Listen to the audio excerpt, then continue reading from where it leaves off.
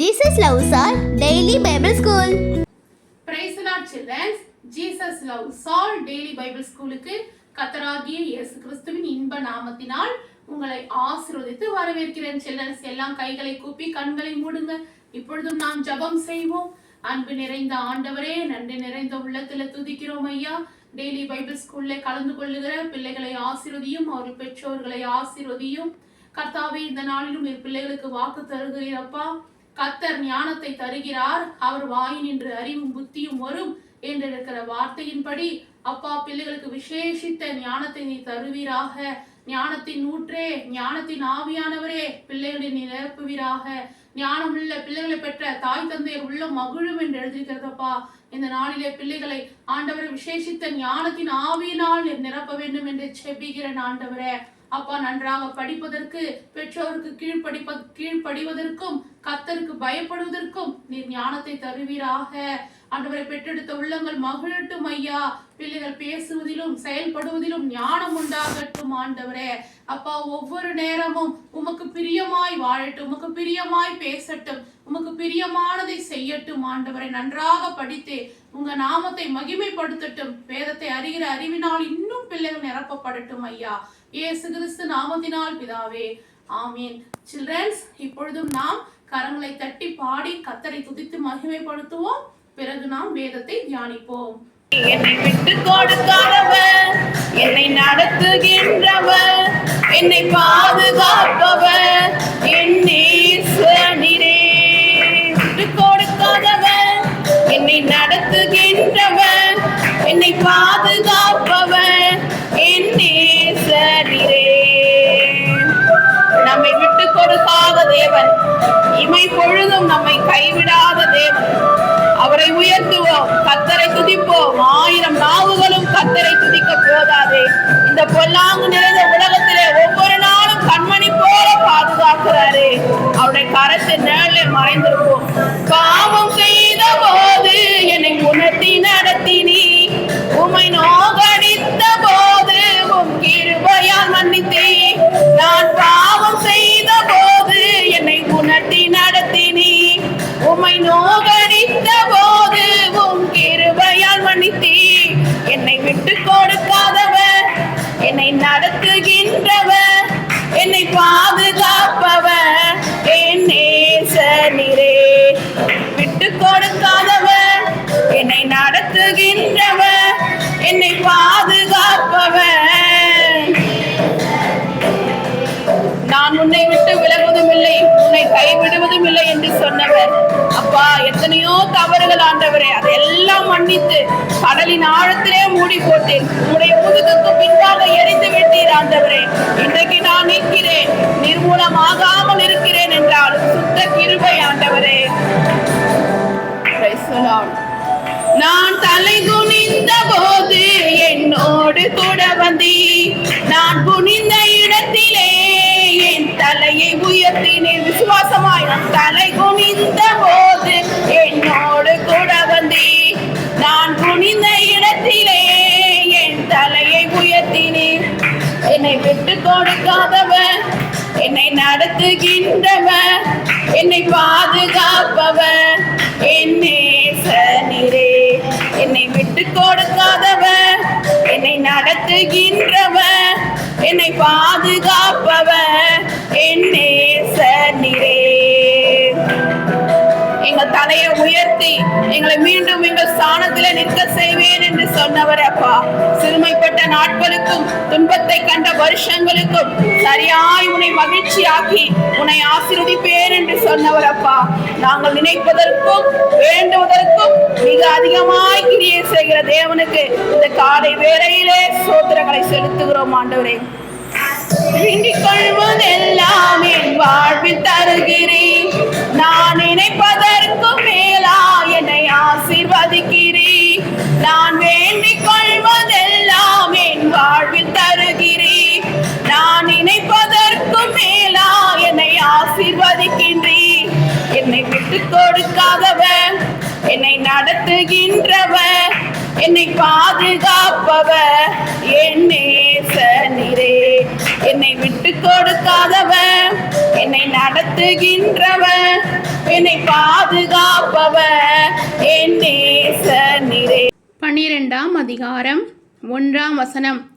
அப்படி இருக்க சகோதரரே, நீங்கள் உங்கள் சரீரங்களை பரிசுத்தமும் தேவனுக்கு பிரியமான ஜீவ பலியாக ஒப்பு கொடுக்க வேண்டும் என்று தேவனுடைய இரக்கங்களை முன்னிட்டு உங்களை வேண்டிக் கொள்ளுகிறேன். இதுவே நீங்கள் செய்யத்தக்க புத்தியுள்ள ஆராதனை. 2ஆம் வசனம். நீங்கள் இந்த பிரபஞ்சத்திற்கு ஒத்த வேஷம் தெரியாமல் தேவனுடைய நன்மையும் பிரியமும் பரிபூர்ணவுமான சித்தம் இன்னதென்று பகுத்தறியத்தக்கதாக உங்கள் மனம் புதிதாகிறதினாலே மறுரூபமாகுங்கள். 3ஆம் வசனம். அல்லாமலும் எனக்கு அருளப்பட்ட கிருபையினாலே நான் சொல்லுகிறதாவது, உங்களில் எவனானாலும் தன்னை குறித்து எண்ண வேண்டியதற்கு மிஞ்சி எண்ணாமல் அவனவனுக்கு தேவன் பகிர்ந்த விசுவாச அளவின்படியே தெளிந்த எண்ணம் உள்ளவனாய் இருக்க வேண்டும். 4ஆம் வசனம். ஏனெனில் நமக்கு ஒரே சரீரத்தில் அநேக அவயங்கள் இருந்தும் எல்லா அவயங்களுக்கும் ஒரே தொழில் இராதது போல. 5ஆம் வசனம். அநேகராகிய நாமும் கிறிஸ்துவுக்குள் ஒரே சரீரமாயிருக்க ஒருவருக்கொருவர் அவயங்களாயிருக்கிறோம். 6ஆம் வசனம். நமக்கு அருளப்பட்ட கிருபையின்படியே நாம் வெவ்வேறான வரங்களுள்ளவர்களானபடியினாலே நம்மில் தீர்க்க தரிசனம் சொல்லுகிற வரத்தை உடையவன் விசுவாச பிரமாணத்துக்கு ஏற்றதாக சொல்ல கடவன். 7ஆம் வசனம். ஊழியம் செய்கிறவன் ஊழியத்திலும், போதிக்கிறவன் போதிக்கிறதிலும், புத்தி சொல்லுகிறவன் புத்தி சொல்லுகிறதிலும் தரித்திருக்க கடவன். பகிர்ந்து கொடுக்கிறவன் வஞ்சனையில்லாமல் கொடுக்க கடவன். முதலாளியானவன் ஜாக்கிரதையாயிருக்க கடவன். இரக்கம் செய்கிறவன் உற்சாகத்துடனே செய்ய கடவன். 9ஆம் வசனம். உங்கள் அன்பு மாயமற்றதாயிருப்பதாக தீமையை வெறுத்து நன்மையை பற்றி கொள்ளுங்கள். 10ஆம் வசனம். சகோதர சிநேகத்திலே ஒருவர் மேலொருவர் பட்சமாயிருங்கள். கனம் பண்ணுகிறதிலே ஒருவருக்கொருவர் முந்திக் கொள்ளுங்கள். 11ஆம் வசனம். அசதியாயிராமல் ஜாக்கிரதையாயிருங்கள். ஆவியிலே அனலாயிருங்கள். கர்த்தருக்கு ஊழியம் செய்யுங்கள். 12ஆம் வசனம். நம்பிக்கையிலே சந்தோஷமாயிருங்கள். உபத்திரவத்திலே பொறுமையாயிருங்கள். ஜபத்திலே உறுதியாய் தரித்திருங்கள். 13ஆம் வசனம். பரிசுத்தவான்களுடைய குறைவில் அவர்களுக்கு உதவி செய்யுங்கள். அந்நியரை உபசரிக்க நாடுங்கள். 14ஆம் வசனம். உங்களை துன்பப்படுத்துகிறவர்களை ஆசீர்வதியுங்கள். ஆசீர்வதிக்க வேண்டியதே அன்றி சபியாதிருங்கள். 15ஆம் வசனம். சந்தோஷப்படுகிறவர்களுடனே சந்தோஷப்படுங்கள், அழுகிறவர்களுடனே அழுங்கள். 16ஆம் வசனம். ஒருவரோடொருவர் ஏக சிந்தை உள்ளவர்களாயிருங்கள். மேட்டிமையானவைகளை சிந்தியாமல் தாழ்மையானவர்களுக்கு இணங்குங்கள். உங்களையே புத்திமான்கள் என்று எண்ணாதிருங்கள். 17ஆம் வசனம். ஒருவனுக்கும் தீமைக்கு தீமை செய்யாதிருங்கள். எல்லா மனுஷருக்கு முன்பாகவும் யோகியமானவைகளையே செய்ய நாடுங்கள். 18ஆம் வசனம். கூடுமானால் உங்களான மட்டும் எல்லா மனுஷரோடும் சமாதானமாயிருங்கள். 19ஆம் வசனம். பிரியமானவர்களே, பழி வாங்குதல் எனக்குரியது, நானே பதில் செய்வேன் என்று கர்த்தர் சொல்லுகிறார் என்று எழுதியிருக்கிறபடியால் நீங்கள் பழி வாங்காமல் கோபாக்கினைக்கு இடம் கொடுங்கள். 20ஆம் வசனம். அன்றியும் உன் சத்ரு பசியாயிருந்தால் அவனுக்கு போஜனம் கொடு, அவன் தாகமாயிருந்தால் அவனுக்கு பானம் கொடு. நீ இப்படி செய்வதினால் அக்கினி தழலை அவன் தலையின் மேல் குவிப்பாய். 21ஆம் வசனம். நீ தீமையினாலே வெல்லப்படாமல் தீமையை நன்மையினாலே வெல்லு. Hallelujah, amen. Praise Lord children. ரோமர் 12ஆம் அதிகாரம் முழுதும் படிச்சதை கேட்டீங்க இல்லையா? ரோமர் 12ஆம் அதிகாரத்தில் ஏசப்பா நமக்கு ஒரு தகப்பனை போல அநேக காரியங்களை புத்தியாக சொல்கிறாரு. எப்படி நம்ம நம்பிக்கையாக இருக்கணும், எப்படி பொறுமையாக இருக்கணும், எப்படி பரிசுத்தவான்களுக்கு உதவி செய்யணும், எப்படி ஜபத்தில் உறுதியாக இருக்கணும், நிறைய காரியங்களை ஏசப்பா கற்றுக் கொடுத்தாரு இல்லையா? ஆனால் விசேஷமாக ரோமர் 12ஆம் அதிகாரம் 18ஆம் வசனத்தை நம்ம படித்து பார்ப்போமானால், கூடுமானால் உங்களான மட்டும் எல்லா மனுஷரோடும் சமாதானமாக இருங்கள். இந்த வசனத்தை நமக்கு படிக்கும் பொழுது என்ன தோணுது? எல்லா மனுஷனோட சமாதானமாக இருக்கணும் அப்படின்னா நம்ம எப்படி இருக்கிறோம்? சமாதானமாக தான் இருக்கோம்.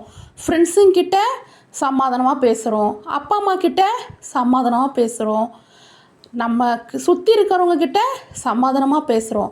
அதே ஒரு சில நேரங்களில் தம்பியோ தங்கையோ இல்லை உங்களுக்கு தெரிந்த ஃப்ரெண்ட்ஸோ ஏதாவது ஒரு தவறு பண்ணிட்டாங்கன்னா நம்ம என்ன பண்ணுறோம்? உடனே அவங்கக்கிட்ட சண்டை போட்டு அவங்கள அடித்து தவறான வார்த்தைகளை பேசி கஷ்டப்படுத்திடுறோம். கரெக்டுங்களா? அதை மாதிரி பண்ணக்கூடாது சில்ட்ரன். கூடுமான மட்டும் எல்லா மனுஷரோடும் அப்படின்னா அவங்க தவறே செஞ்சுருந்தா கூட நீங்கள் அவங்கக்கிட்ட என்ன பண்ணலாம்? ஒப்புரவாயிடலாம், சமாதானமாக பேசலாம். நம்ம சமாதானமாக பேசும்பொழுது அவங்க செஞ்ச தவறுக்காக அவங்க மனம் வருந்துவாங்க. ஐயோ, நம்ம இவ்வளோ அன்பாக பழகிறவங்க கிட்ட போய் நம்ம தப்பாக பேசிட்டோமே, தப்பாக நடந்துக்கிட்டோமேன்னு சொல்லி அவங்க மனம் வருந்துற மாதிரி ஆண்டவர் என்ன பண்ணுவார்? அவங்க உள்ளத்தில் பேசுவார். அதுக்காக நம்ம என்ன பண்ணணும்? கர்த்தருக்கு விட்டு கொடுக்கணும். ஆண்டவரே, நீங்கள் யுத்தம் பண்ணுங்க, நான் சும்மா இருக்கிறேன் ஆண்டவரே, நான் அவங்கள மன்னிக்கிறேன் ஆண்டவரே, அவங்க மனம் திரும்பட்டும் ஆண்டவரேன்னு நம்ம என்ன பண்ணணும்? அவங்களோடு சமாதானமாக இருந்து ஆண்டவருக்கு விட்டு கொடுக்கும்பொழுது ஆண்டவர் என்ன பண்ணுவார்? அவர் பார்த்துக்குவார். ஆண்டவர் என்ன சொல்லியிருக்காரு? அடுத்த வசனத்தில், பிரியமானவர்களே, பழி வாங்குதல் எனக்குரியது, நானே பதில் செய்வேன் அப்படின்னு சொல்லியிருக்கிறாரு. அவங்க ரொம்ப தப்பே உங்களுக்கு பண்ணியிருந்தா கூட அந்த பழியை கர்த்தர் வாங்குவாராம், நம்ம வாங்கக்கூடாது. நம்ம சமாதானமாக அன்பா, சரிங்களா, கர்த்தருடைய பிள்ளைங்கன்னு நம்ம காட்டணும். ஓகேவா சில்ட்ரன்? பண்ண தப்பை மன்னிச்சு மறந்து அவங்களோட நீங்கள் அன்பாக பேசுகிறீங்க பாருங்கள், அதுதான் சமாதானம். அந்த சமாதானம் உங்கள் உள்ளத்தில் நதியை போல் பாயட்டோன்னு கர்த்தராகிய இயேசு கிறிஸ்து நாமத்தில் உங்களை ஆசீர்வதிக்கிறேன் சில்ட்ரன்ஸ். இப்போ உங்களை கேள்வி கேட்கலாமா? உன் டேஷ் பசியாக இருந்தால் அவனுக்கு போஜனம் கொடு, அவன் தாகமாயிருந்தால் அவனுக்கு பானம் கொடு. ஆ சத்ரு, ஆ நண்பன், ஈ சகோதரன். சரியான விடையை எழுதி அனுப்புங்க. கர்த்தர் உங்களை அளவில்லாமல் ஆசீர்வதிப்பார்.